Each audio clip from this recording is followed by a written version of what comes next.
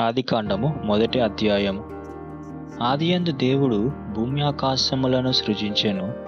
భూమి నిరాకారంగాను శూన్యంగాను ఉండెను. చీకటి అగాధ జలముల పైన కమ్మియుండెను. దేవుని ఆత్మ జలముల పైన అల్లాడుచుండెను. దేవుడు వెలుగు కలుగని పలుకగా వెలుగు కలిగెను. వెలుగు మంచిదైనట్లు దేవుడు చూచెను. దేవుడు వెలుగును చీకటిని వేరుపరిచెను. దేవుడు వెలుగునకు పగలనియు చీకటికి రాత్రి అనియు పేరు పెట్టెను. అస్తమయమును ఉదయమును కలువగా ఒక దినమాయెను.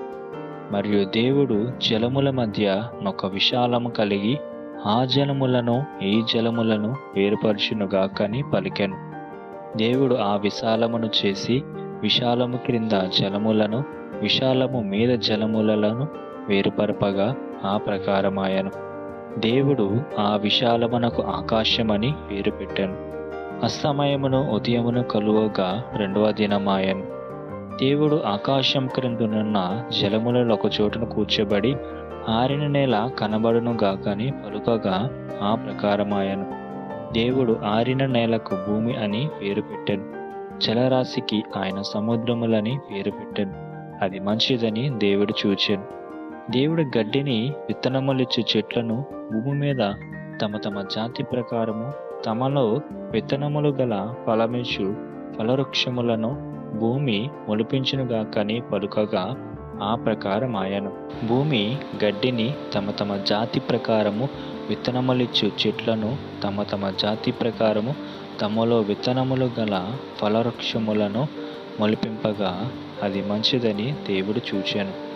అస్తమయమును ఉదయమును కలువగా మూడవ దినమాయను.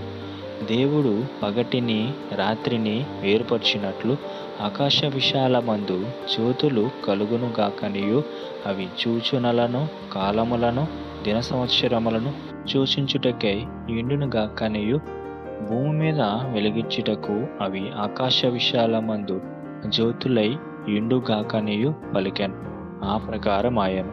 దేవుడు ఆ రెండు గొప్ప జ్యోతులను అనగా పగటిని ఏలుటకు పెద్ద జ్యోతిని రాత్రిని ఏలుటకు చిన్న జ్యోతిని నక్షత్రములను చేసెను. భూమి మీద వెలుగిచ్చుటకును పగటిని రాత్రిని ఏలుటకును వెలుగును చీకటిని వేరుపరచుటకును దేవుడు ఆకాశ విశాలమందు వాటిని నుంచెను.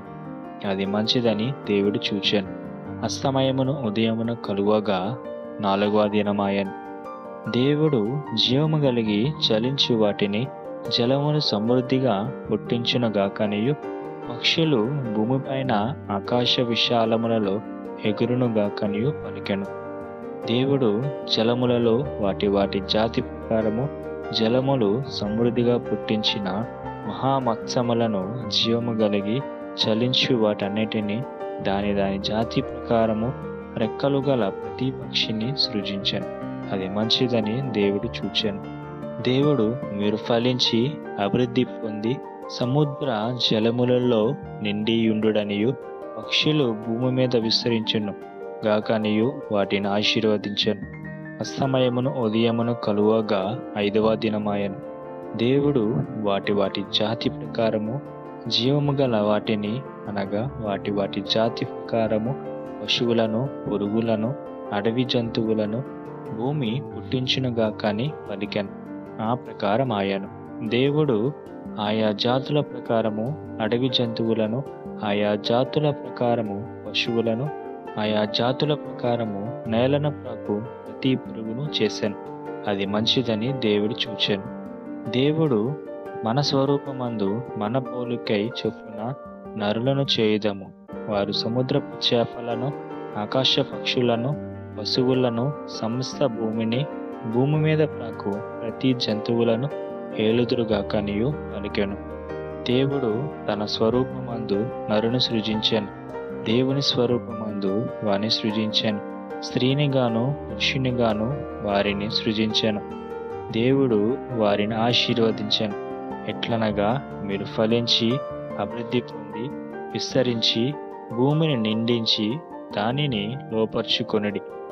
సముద్రపు చేపలను ఆకాశ పక్షులను భూమి మీద ప్రాకు ప్రతి జీవిని ఏలుడని దేవుడు వారితో చెప్పాను. దేవుడు ఇదిగో భూమి మీదనున్న విత్తనములిచ్చు ప్రతి చెట్టును విత్తనములిచ్చు ఫలవృక్షము గల ప్రతి వృక్షమును మీకిచ్చి ఉన్నాను. అవి మీకు ఆహారమగును. భూమి మీద నుండు జంతువులన్నిటికిని, ఆకాశ పక్షులన్నిటికిని, భూమి మీద ప్రాకు సమస్త జీవులకును పచ్చని చెట్లన్నయు ఆహారమగునని పలికెను. ఆ ప్రకారం ఆయను. దేవుడు తాను చేసినది యావత్తును చూచినప్పుడు అది చాలా మంచిదిగా నుండెను. అస్తమయమును ఉదయమును కలుగగా 6వ దినమాయెను.